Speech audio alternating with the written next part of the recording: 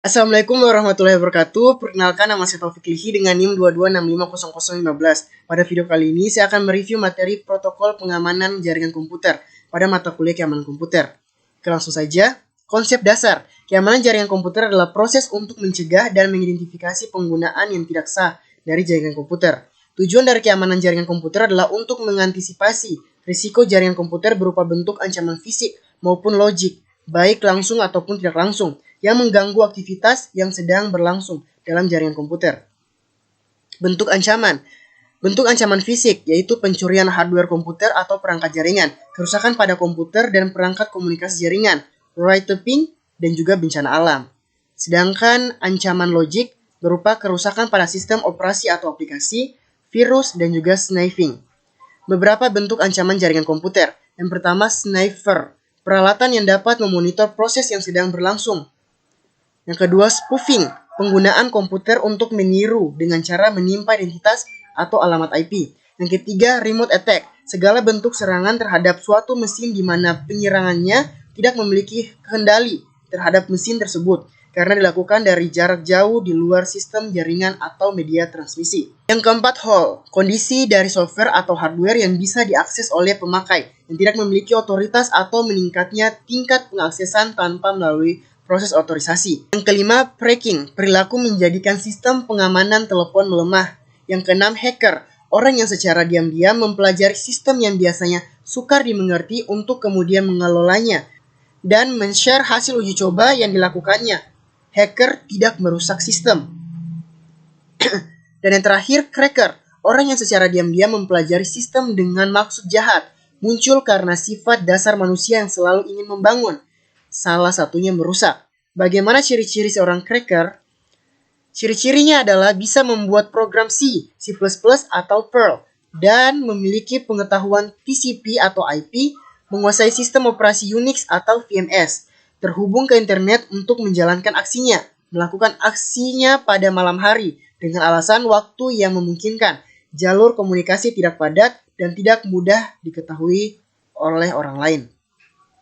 Cracker, faktor melakukan serangan karena yang pertama spite, kecewa atau balas dendam. Yang kedua sport, petualangan. Yang ketiga profit, mencari keuntungan dari imbalan orang lain. Yang keempat curiosity, mencari perhatian. Yang kelima politik, alasan politis. Faktor penyebab risiko. Yang pertama kelemahan manusia atau human error. Yang kedua kelemahan perangkat keras atau komputer. Yang ketiga kelemahan sistem operasi jaringan. Dan yang keempat kelemahan sistem jaringan komunikasi. Konsep firewall. Firewall adalah sistem atau sekelompok sistem yang menetapkan kebijakan kendali akses antara dua jaringan. Secara prinsip, firewall dapat dianggap sebagai sepasang mekanisme memblok lalu lintas dan mengizinkan lalu lintas jaringan.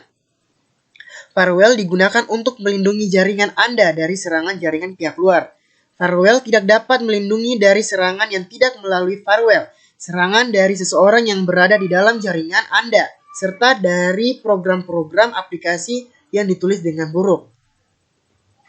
Secara konseptual, terdapat dua macam firewall, yaitu network level dan application level. Network level didasarkan pada keputusan mereka pada alamat sumber, alamat tujuan, dan port yang terdapat dalam setiap paket IP.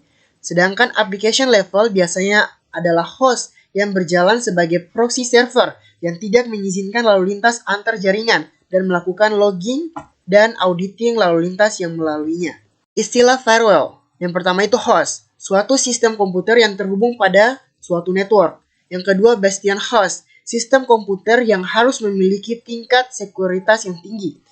Mengapa? Karena sistem ini rawan sekali terhadap serangan hacker dan cracker, karena biasanya mesin ini diekspos ke network luar atau internet dan merupakan titik kontak utama para user dari internet network. Konsep VPN, Virtual Private Network atau VPN atau jaringan pribadi maya sama dengan jaringan pribadi atau private network atau disingkat PN. Pada umumnya di mana satu jaringan komputer, suatu lembaga atau perusahaan di suatu daerah atau negara terhubung dengan jaringan komputer dari satu grup perusahaan yang sama di daerah atau negara lain.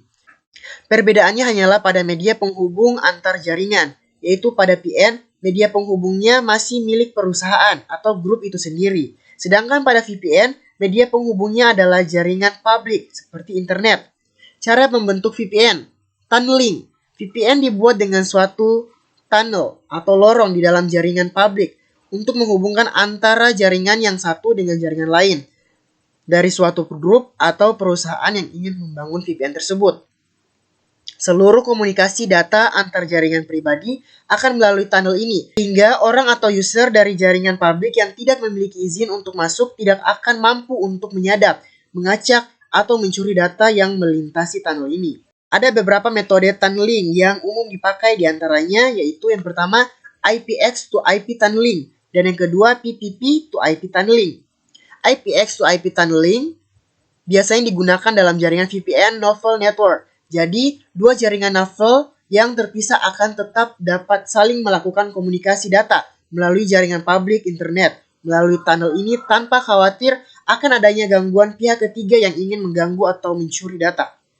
Pada IPX to IP tunneling, paket data dengan protokol IPX akan dibungkus encapsulate terlebih dahulu oleh protokol IP, protokol internet, sehingga dapat melalui tunnel pada jaringan publik internet. PPP to IP tunneling. Sama halnya untuk PPP to IP tunneling, di mana PPP protokol di-encapsulate oleh IP protokol. Beberapa vendor hardware router seperti Cisco, Siva, Bay Network sudah menambahkan kemampuan VPN dengan teknologi tunneling pada hardware mereka. Firewall, IP hiding, atau mapping.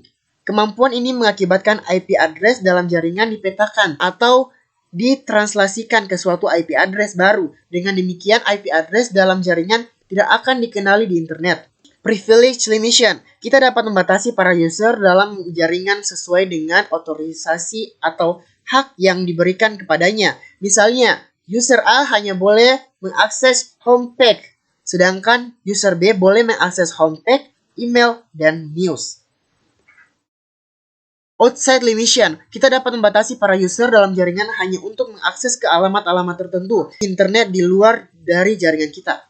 Inside limitation, kadang-kadang kita masih memperbolehkan orang luar untuk mengakses informasi yang tersedia dalam salah satu komputer, misalnya web server dalam jaringan kita.